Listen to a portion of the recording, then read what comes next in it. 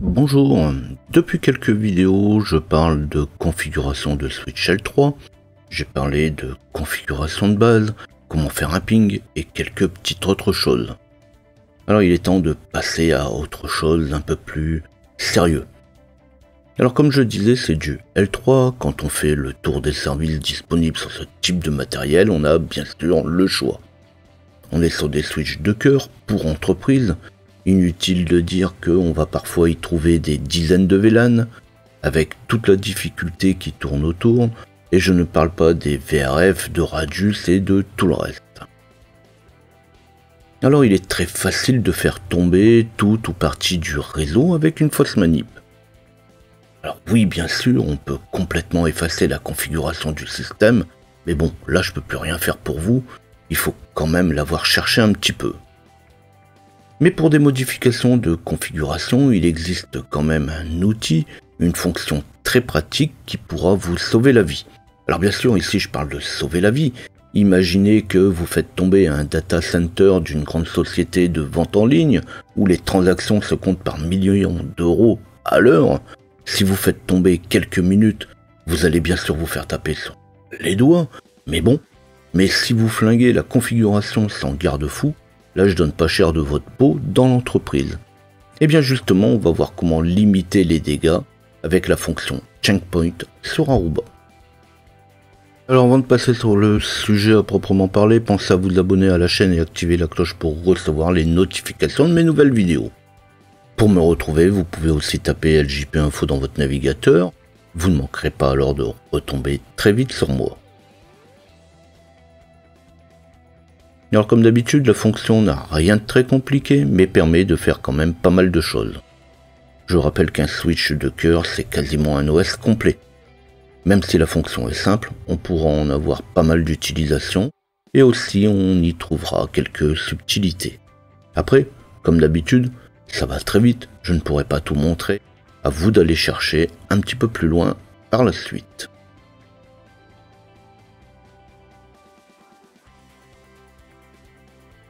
Alors avant de me lancer dans la commande Checkpoint et ses possibilités, je vais commencer par faire une petite chose simple, c'est modifier le nom de mon switch. Comme vous l'avez vu, j'ai pris une configuration existante qu'on verra de plus près dans une prochaine vidéo.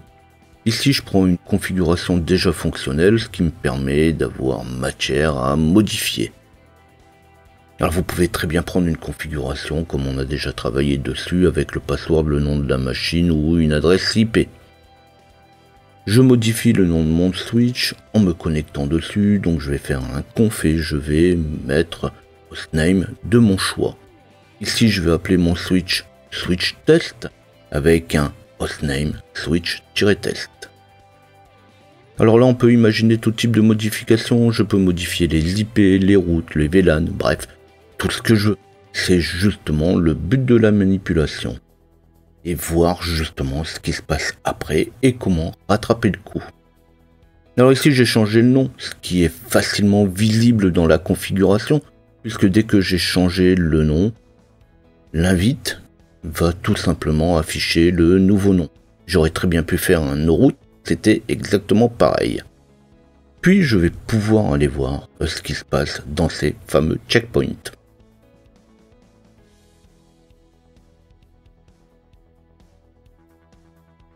Alors justement, la fonction s'appelle Checkpoint et on va commencer par juste aller voir ce qu'elle peut nous donner comme information.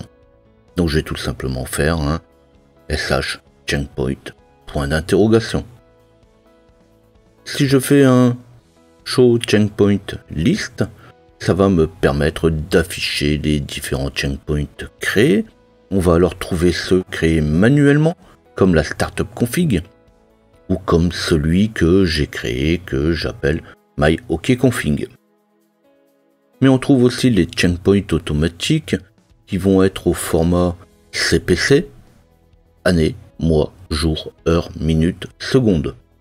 Alors ici on n'en trouve pas pour l'instant, alors je dis bien pour l'instant parce que justement on va voir après ça va changer, car j'ai fait un peu de ménage, qu'on voit un petit peu justement ce qui se passe dans ces checkpoints.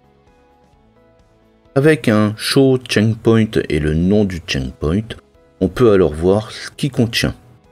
Le checkpoint est une copie de la configuration.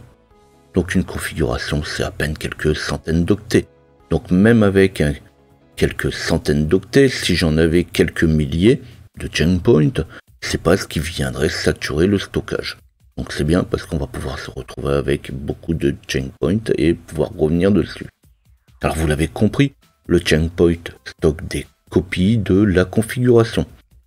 On se doute bien qu'on va pouvoir revenir à une configuration donnée, mais on va voir que ça peut aller beaucoup plus loin que ça. Reste la commande post-configuration, post-configuration, qui permet de montrer la configuration des checkpoints automatiques. Alors ici j'ai fait un show, mais on va voir que ça peut aller encore un petit peu plus loin. Alors ici si je fais mon SH checkpoint post-configuration, il va me dire qu'une sauvegarde automatique se fait toutes les 300 secondes. Alors bien sûr, la sauvegarde automatique se fait tous les 300 secondes, à condition, bien entendu, qu'il y ait une modification survenue dans la config. Et bien sûr, il va sans dire que de toute façon, on peut changer ce timeout.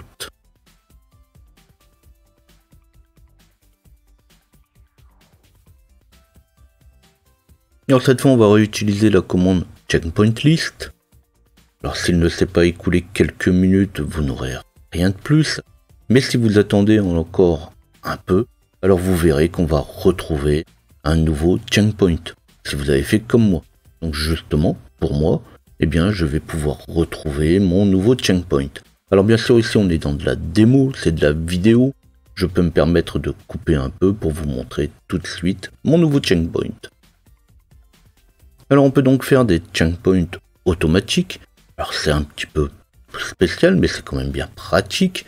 Mais on peut aussi surtout les renommer, afficher la différence entre deux checkpoints et tout simplement revenir sur une version précédente. Alors ça n'a rien de surprenant puisque de toute façon on sait que chaque checkpoint c'est tout simplement une copie de la configuration.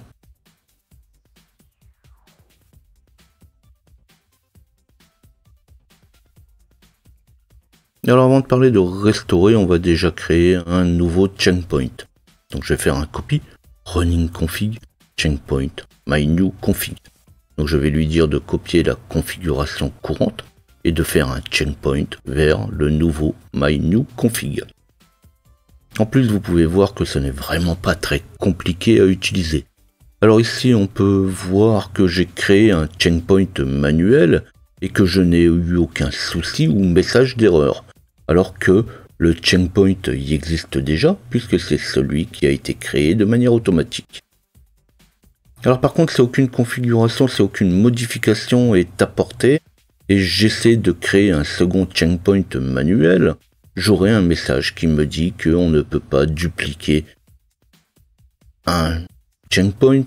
Ça, c'est quand même une des particularités qu'il faudra savoir. Effectivement, on ne peut pas avoir deux checkpoints manuels identiques. Alors après, à chaque modification, vous pouvez aussi faire une sauvegarde si ça vous chante. Mais là, c'est à vous de voir comment vous voulez gérer ces checkpoints.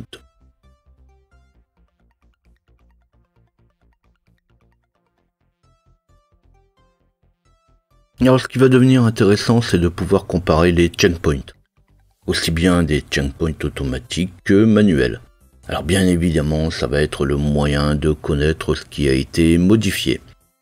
Donc si vous avez un problème qui est apparu, vous saurez ce qui l'a causé et à quel moment il a été causé. Alors toutes les commandes sont simples. Eh bien, on va tout simplement lui demander la différence entre les deux checkpoints avec checkpoint diff. Le premier checkpoint est suivi du nom du deuxième checkpoint à comparer. Alors vous pouvez bien prendre la config startup ou un point que vous avez fait comme un point automatique. Alors pour moi je prendrai mon point d'origine avec celui que je viens de créer. Alors on le sait, la seule différence entre les deux c'est le nom que j'ai changé. Donc je vais lancer la commande checkpoint diff myOkConfig espace myNewConfig. Et dans l'affichage on va voir que les moins correspondent à la configuration précédente et les plus correspondent à la nouvelle configuration. Donc les moins, celui du premier point, les plus, la différence avec le deuxième point. Alors bien sûr, on va retrouver l'horodatage qui a été modifié et le hostname qui est passé de Aruba CX1 à Switch Test.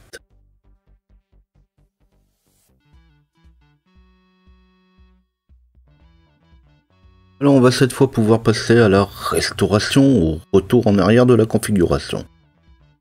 On va alors lui dire de faire un rollback vers une configuration spécifique. Pour moi, je vais revenir avant mon changement de nom. Checkpoint, rollback, myOKConfig. Alors à la fin de l'exécution, le nom n'apparaîtra pas, mais en appuyant sur Entrée, on verra bien que le nom d'origine, le nom de mon switch, est revenu. Alors je le disais au début, ici j'ai joué avec le nom, ce qui est un petit peu plus visuel, mais on pourrait remarquer la même chose avec tout type de modification dans la configuration. Alors je peux aussi faire un checkpoint list qui montre que malgré le rollback, mes différents checkpoints n'ont pas été modifiés. On peut donc passer d'une config à l'autre pour différents tests. Mais ça, c'est à vous de voir comment vous allez exploiter cette fonction.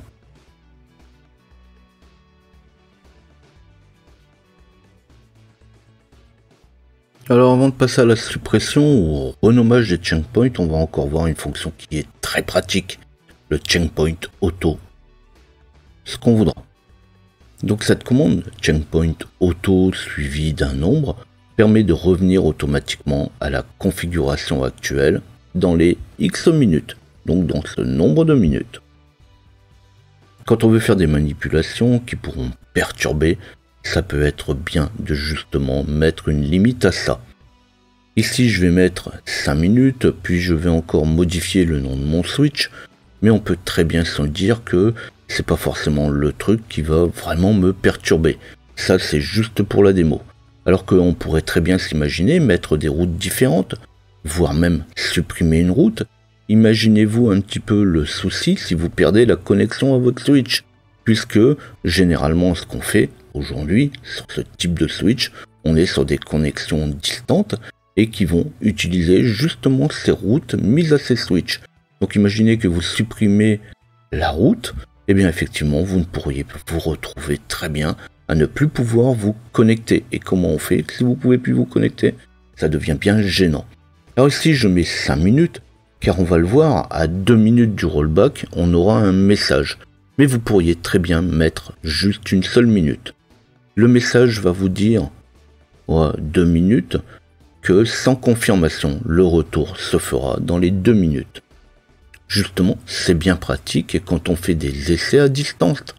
Justement, si vous confirmez qu'effectivement la configuration on la garde, il arrêtera le rollback. Si vous n'avez pas de confirmation, tout simplement parce que vous avez perdu la connexion, il le fera de manière automatique. Alors bien sûr ici je vais couper un petit peu, je vais réduire la vidéo pour vous éviter d'attendre ces 5 minutes. Mais je vais quand même laisser le message de rappel et on verra ensuite un message qui nous dit que la configuration a été restaurée. Et je vais encore attendre mes 2 minutes, je vais passer ici.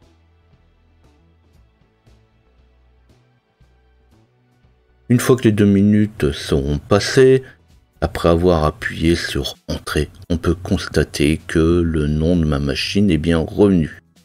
Ou mes routes, ou ce qu'on voudra bien entendu.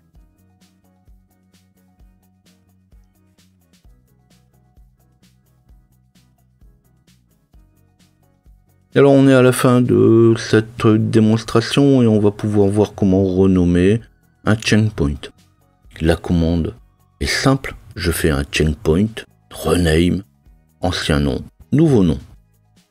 Par exemple, je vais pouvoir renommer le checkpoint qu'on avait fait, myNewConfig, en myConfigWithName. Checkpoint, rename, myNewConfig, espace, myConfigWithName. Avec mon checkpoint list, on voit bien qu'il a été renommé. Mais on peut très bien aussi renommer un checkpoint automatique avec checkpoint, rename, CPC, donc avec l'année, le mois, le jour, l'heure, donc de mon checkpoint automatique, et le renommer en myInterConfig. Alors pour terminer, je vais supprimer ce que je viens de faire là. Alors histoire d'avoir un système propre. En tout cas, si je supprime mes checkpoints, c'est pas pour une question de place, puisqu'on l'a vu tout à l'heure, c'est uniquement quelques octets à chaque fois.